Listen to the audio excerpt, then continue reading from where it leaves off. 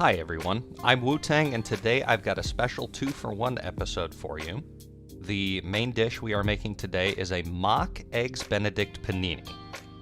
For those who don't know, a traditional Eggs Benedict consists of a poached egg and toasted Canadian bacon or ham laid atop an English muffin or other toast and topped with a generous helping of Hollandaise, which is one of the French mother sauces made mostly of egg yolks and butter. Hollandaise generally takes a long time to prepare and has the capability of falling apart while you make it, so we will be making a mock Hollandaise for this recipe. More on that in a moment. This recipe also swaps out poached eggs for fried. Fried eggs are easier to make and make for a more coherent panini. To make this sandwich, you'll need an oven or hot plate, a non-stick pan, a stainless pan, and any kind of panini press. I'm going to split the ingredients list into two, one for the panini and one for the mock hollandaise.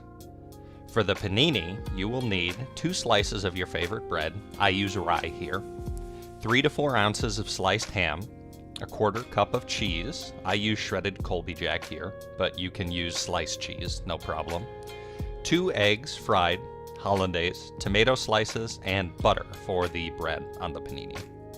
Now for the hollandaise, we need a 1/4 cup of mayonnaise, 1/4 cup of sour cream, 1 teaspoon of lemon juice, and about a 1/2 teaspoon of Dijon mustard, though I use a little bit more in my recipe.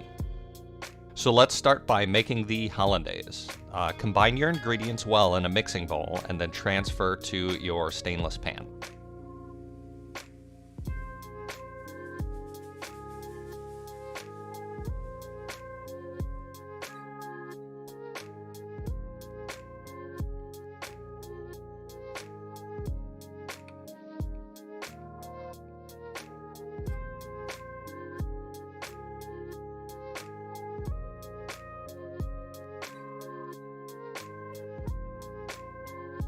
You want to heat this concoction at low-medium heat until the consistency becomes runny. Think the consistency of ketchup.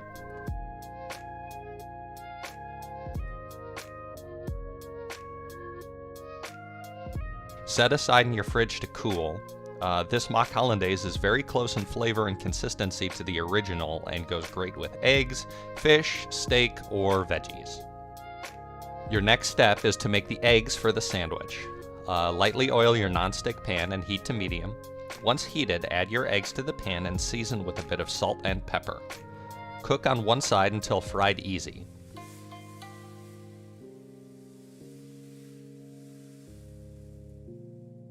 If you like your eggs fried easy, you're done at this point, but I like mine medium, so I flip my eggs and fry on the other side for about 15 seconds. Once your eggs are cooked how you like them, set aside. Now for the panini. The first step is to heat your panini press to medium-high and slice your tomatoes. Once sliced, set aside. Next, you put together your sandwich directly on your panini press. Butter one side of one slice of your bread and set butter side down on your press. Next, layer your tomatoes. I season mine with a bit of salt and pepper to help them stand out in the dish. Layer your sliced ham and follow up with a good portion of your hollandaise, about a 1/4 cup to 1/3 cup, not too much.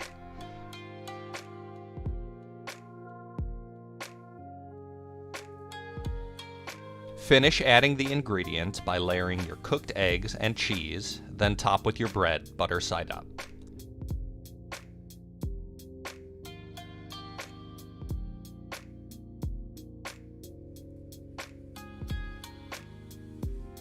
Carefully close your press, making sure to keep as much of your ingredients inside the sandwich as possible.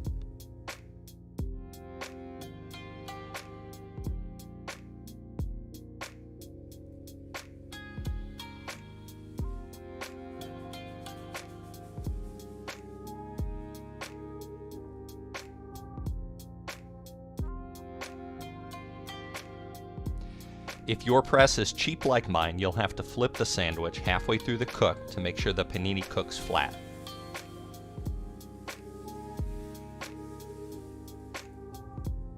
Cook for about 10 to 15 minutes until the panini is crisp on both sides.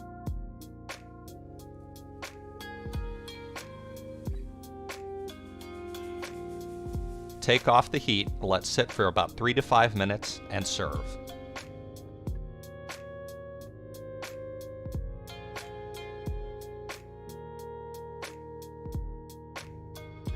This is a very rich, satisfying breakfast panini.